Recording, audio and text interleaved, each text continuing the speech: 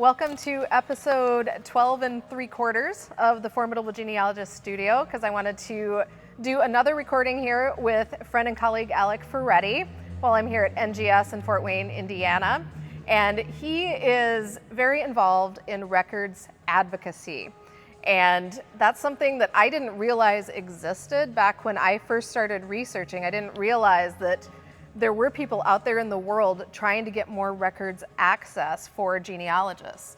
So you want to start by just talking about some of the ways that you are involved in records advocacy? Yeah, so thank you for having me here. So really, I fight the government. That's the simplest explanation for things. But what I do is much more complicated than that, because there's really a bunch of different tracks that this goes in. And I try to dabble in everything.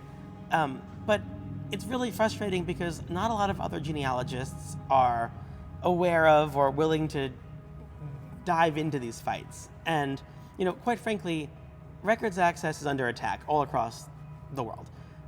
There's a million different factors at play here, but long story short, there's legislation that prevents access to certain information, even when it's very old and informative.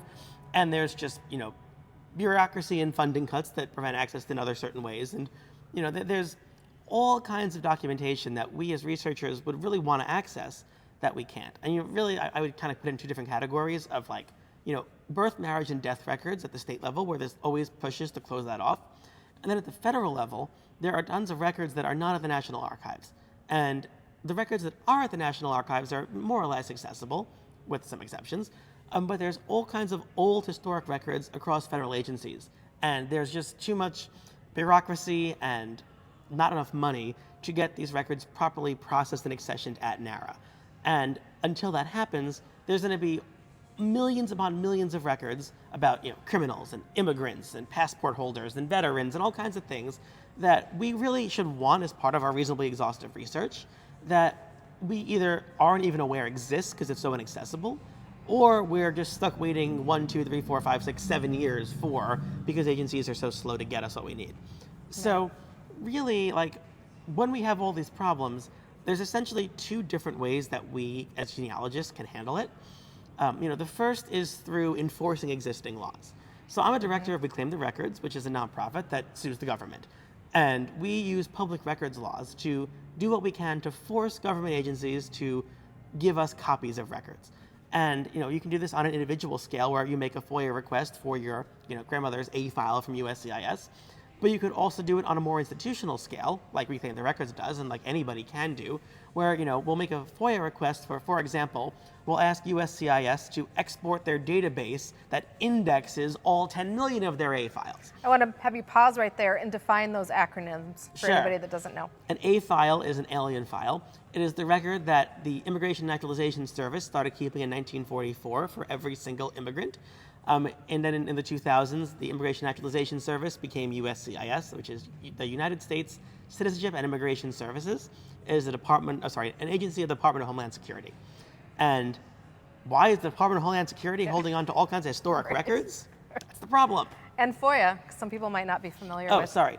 So too. FOIA is the Freedom of Information Act. It is the law that was passed in 1966 by Congress that allows public access to historic records. Every state has their own version of a FOIA. They're called different things: Sunshine Law, Oprah in one state. There is the PIA, FOIL, it depends, but essentially they're all just laws that make records public, generally speaking. Mm-hmm. And what is the best way to FOIA something? What would be your recommendation for anybody that might want to get one of those A files or something like that? So every agency has their own rules and practices that are all very just esoteric and changing all the time, which is one of the problems that we deal with.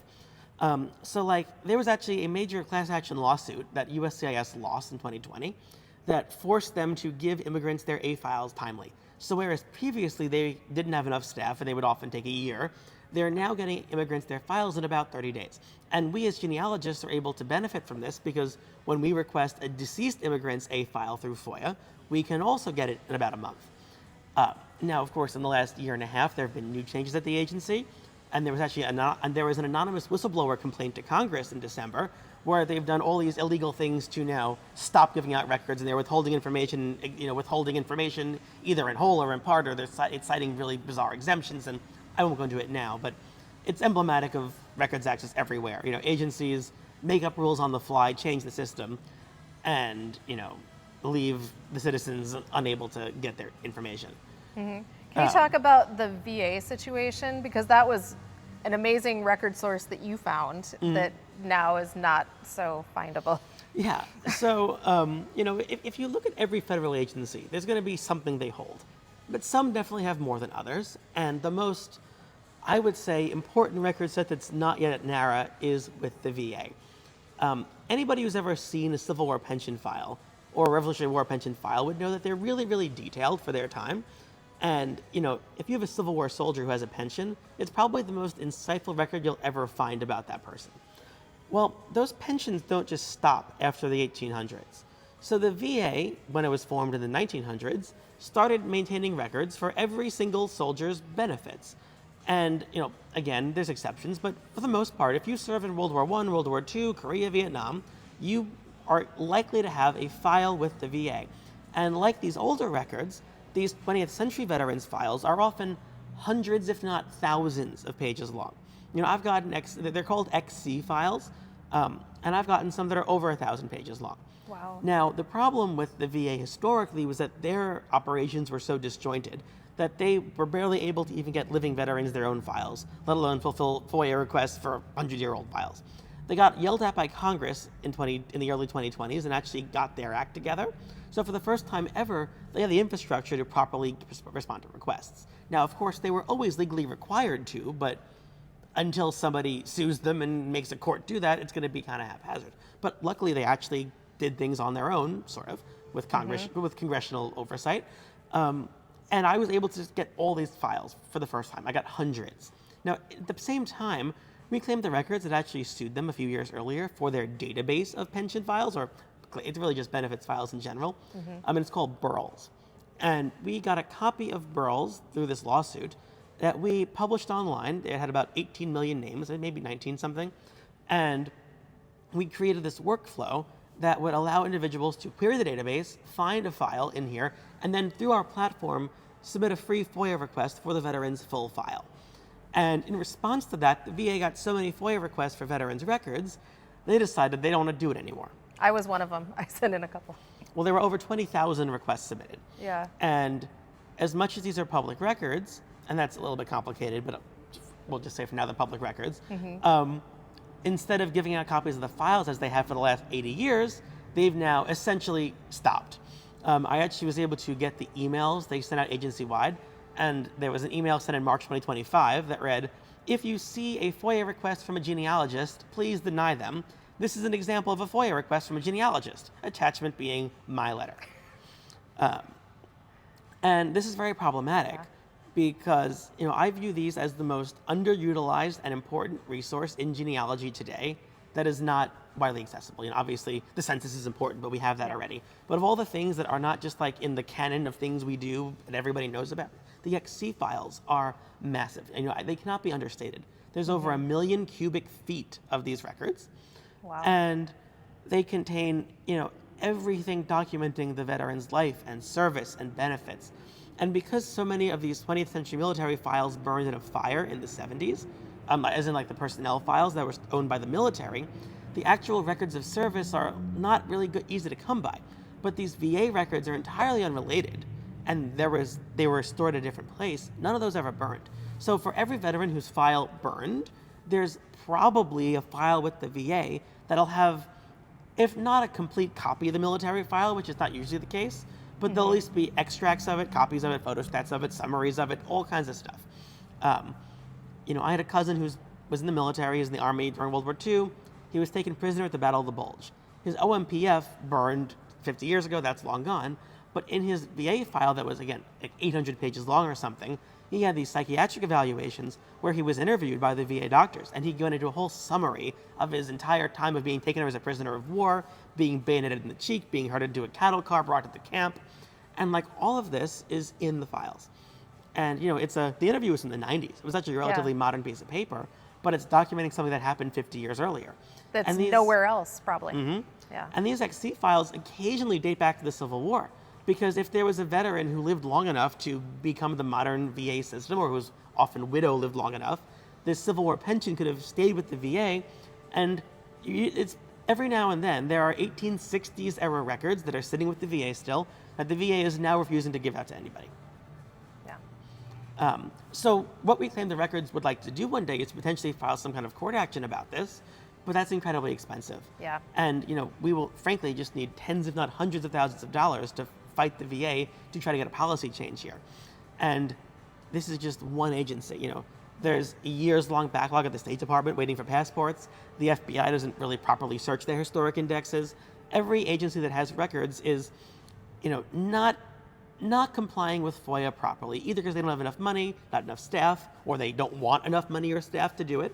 It depends on the specifics, and the agencies each have their own agendas. But the fact of the matter is, there's all these historic public records that we can't get. Right. So litigation is fun, and it's just very expensive. So people always want us to sue people, and not enough people are willing to actually help us fund the litigation. So that's a very important thing. Frankly, we just need money.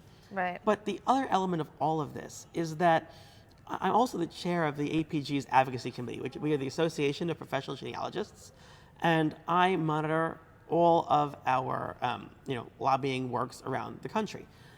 So people often can't afford lawyers and can't afford litigation, and I get that, but lobbying is the other element. It's the second track of records advocacy. Because when we sue people, we're trying to enforce laws that are on the books that aren't being followed properly.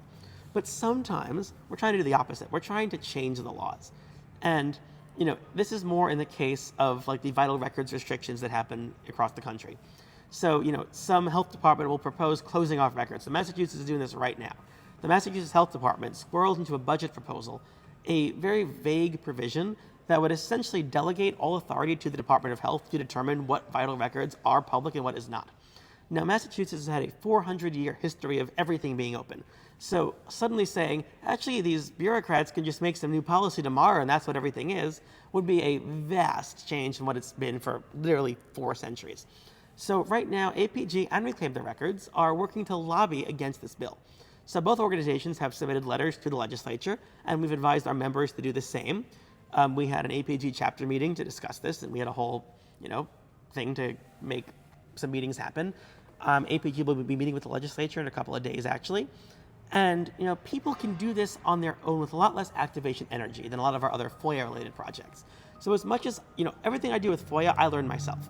And I often get records without suing people.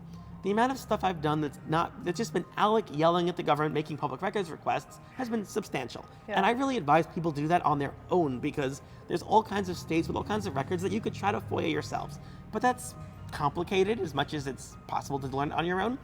But lobbying is simpler in the sense that any organization, your local societies, your professional groups, whatever, if there is something that is hindering your ability to research because of an actual provision of law, you have elected officials whose job it is to listen to you. We live in a democratic country, nominally, and we have representatives at every level of government, federal, state, county, town, whatever, and their job is to write laws to do things the citizens need to do.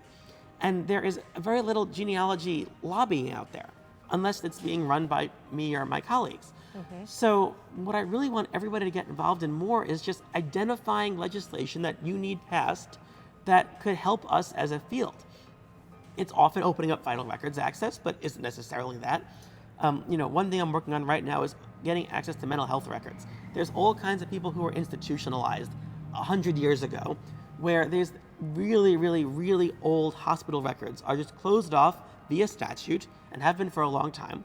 And there are all these abuses that happen at state institutions, and nobody can even really know the details of them because it's all locked away.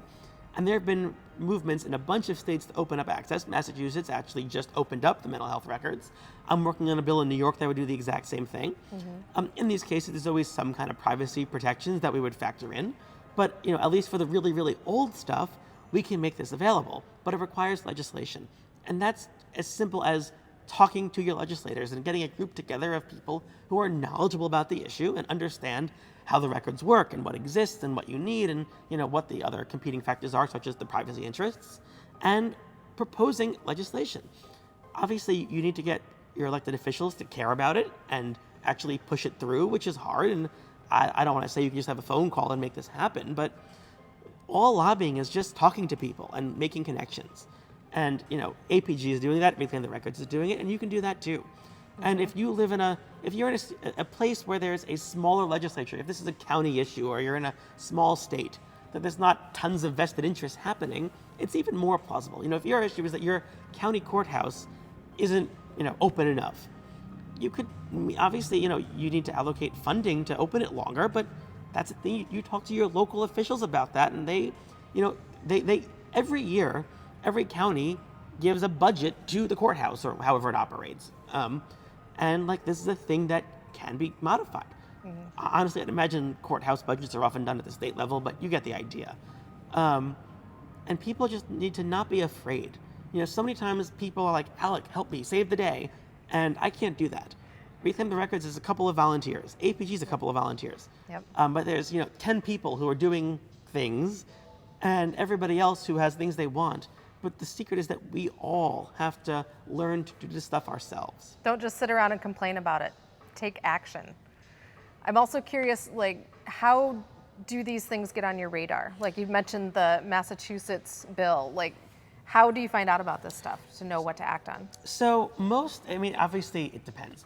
But in terms of legislation, every state, or probably every state, has some kind of system to set up alerts about pending bills. Okay. So my colleagues and I, for the states we care about, often just have alerts set up. So if there's ever a proposed rule or a proposed law with the word genealogy or vital records or something like that, we get an email alert. Okay. Now, obviously, I don't know what's happening in every state. So everybody needs to be doing that on their own. Also, just reading the news. I came across the Massachusetts thing because the Boston Globe published an article about it. And I actually didn't hear about it for about a week. And I was actually somewhat responsible for the proposal even happening in the first place. So this is very relevant to me, but nobody in my orbit heard about it until the Boston Globe reported. And even then, a bunch of colleagues who live in Massachusetts just missed it. And that happens a lot. Florida closed down their vital records and nobody heard about it. There's a proposal being mulled around in Wisconsin right now that, somebody did alert me to. But there's too much to monitor on your own. So obviously, the alerts are useful, but, having connections in the legislature is also useful. When you have contacts in the senator's office, they can even reach out to you if they see something happening that you might care about, or they might contact you asking for your opinion on it. A lot of state archives monitor this stuff as well, and you can talk to them. They often can't get involved in politics, but they're at least aware of what's going on. But yeah, it's difficult. But definitely the legislative alerts are the first place to start. Okay. And if somebody becomes aware of something like that, can they just reach out to Reclaim the Records and see if it's on their radar? Of course. Or contact APG? Contact both of us. Advocacy group? Yes. The APG Advocacy Committee, Reclaim the Records, the emails are both checked by me. You can reach out to either group. Obviously, there's no immediate answer for what to do in a crisis because it'll depend on the crisis. But, if there's pending legislation, the answer is going to be some form of we need to, write down in a coherent manner why this is bad and get that communicated to legislators.